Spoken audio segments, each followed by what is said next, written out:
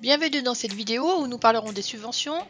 Après une explication des différents types de subventions, nous verrons le schéma d'écriture lors de leur octroi, lors de l'inventaire et lors de la cession d'une immobilisation.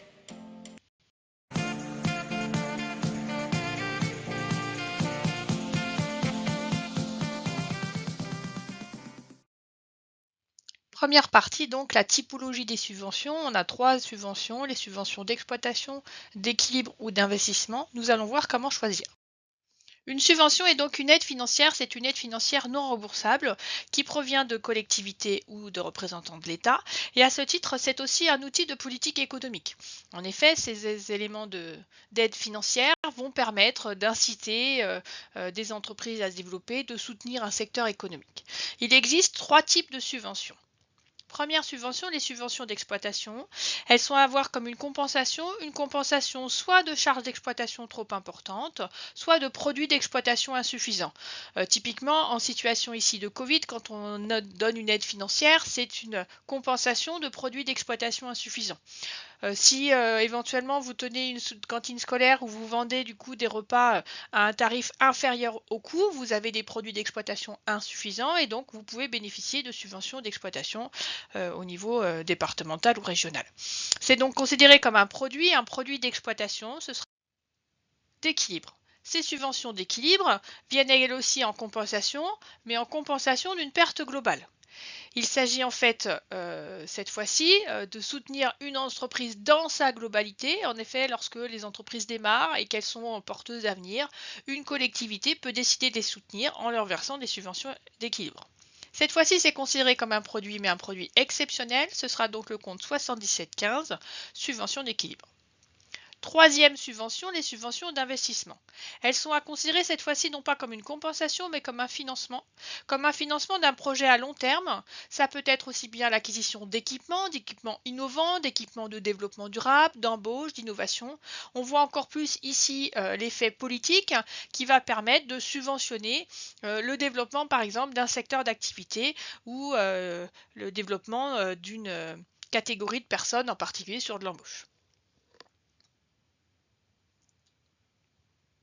Cette fois-ci, ce sera donc considéré comme une compensation d'un actif, plutôt à titre de capitaux propres. Ce sera mis dans le compte 130, subvention d'investissement.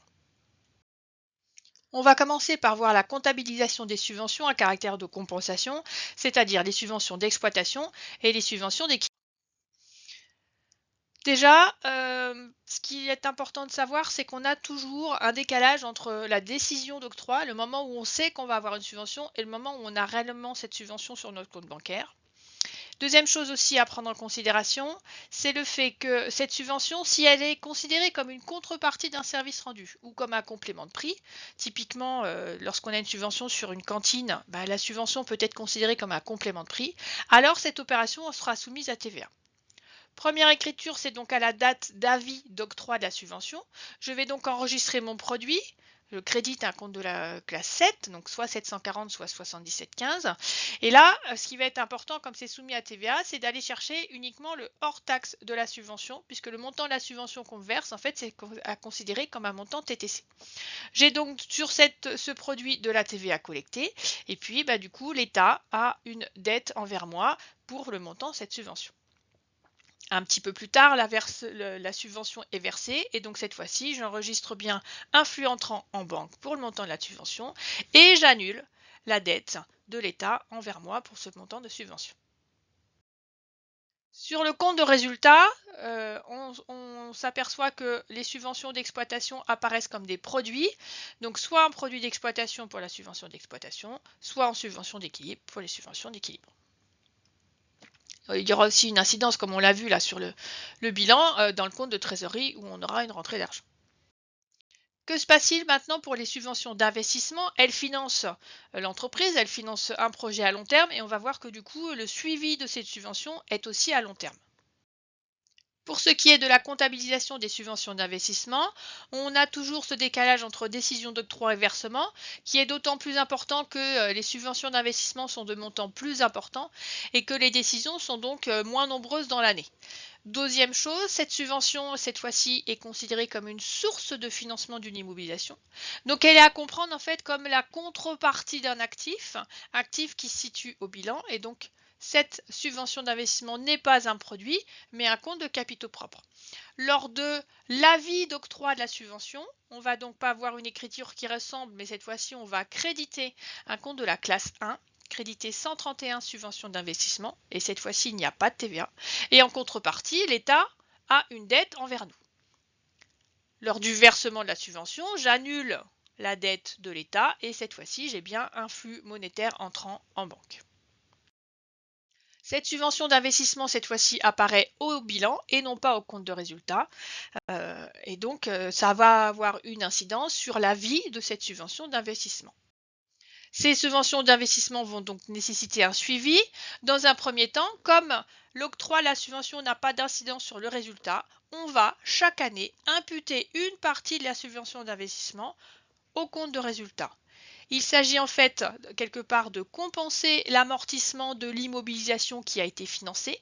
Alors on peut aussi avoir une subvention d'immobilisation non amortissable.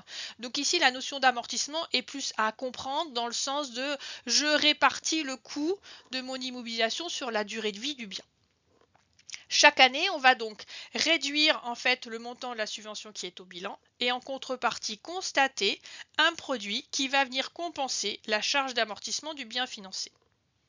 Donc à l'inventaire, on va avoir une réduction de la subvention, donc c'est un compte 130, mais comme on vient débiter, on met un 9 en troisième position. Et donc pour avoir une incidence positive sur le résultat de l'entreprise, je viens constater un produit, c'est quelque chose de tout à fait exceptionnel, c'est le compte 777, quote-part des subventions d'investissement virées au résultat. J'ai donc une partie de la subvention chaque année qui va être mise au résultat. On va voir en détail ce que ça va donner par la suite. Donc cette quote-part, en fait, on va avoir deux cas de figure. D'une part, l'immobilisation amortissable et d'autre part, l'immobilisation non amortissable. Dans le cas de l'immobilisation amortissable, la règle est de inscrire au résultat la partie de la subvention selon le même rythme et la même durée que l'amortissement du bien subventionné. Ça veut dire que si on a subventionné un bien à hauteur de 10%, je vais mettre une part de ma subvention d'un montant égal à 10% de l'amortissement annuel. Pour une immobilisation non amortissable, comme il n'y a pas de rythme d'amortissement, la règle est de dire 1/10 chaque année, c'est un petit peu plus simple à calculer. Au niveau des états financiers, au niveau du coût du bilan, eh bien cette fois-ci, on a cette subvention d'investissement inscrite au résultat, ce n'est pas tout à fait le même compte, qui va venir en réduction, donc on a moins une valeur ici, et en contrepartie, au compte de résultat, on a un produit exceptionnel pour cette même montant. Donc en fait, on a quelque chose qui se compense entre ce que l'on a au bilan et ce que l'on a au compte de résultat. Lors de la cession de l'immobilisation subventionnée, il y a aussi un impact concernant la subvention, en particulier si le bien est cédé alors qu'il n'est pas totalement amorti. La subvention n'est donc pas totalement virée au compte de résultat, il va falloir le faire. Donc à la cession, il va falloir imposer la partie non virée au compte de résultat, c'est-à-dire tout virer au compte de résultat à ce moment-là. Donc on va passer une écriture de virement de la subvention au compte de résultat pour le solde de la subvention non virée encore au compte de résultat. Hein, l'idée c'est de compenser en fait la vente d'un bien subventionné. En contrepartie, on va faire sortir cette subvention au même titre que lorsqu'on fait une cession d'immobilisation, on fait sortir l'immobilisation de l'actif. Donc on va solder, hein, on va débiter 131 et on va créditer 139. On va solder cette subvention d'investissement pour le montant total de la subvention. On avait deux comptes, le compte subvention et le compte subvention d'investissement inscrit au compte de résultat. Il faut solder les deux comptes. Cette fois-ci dans nos états financiers avec des subventions d'investissement et des subventions d'investissement inscrites au résultat avec un montant nul puisque l'immobilisation n'est plus là.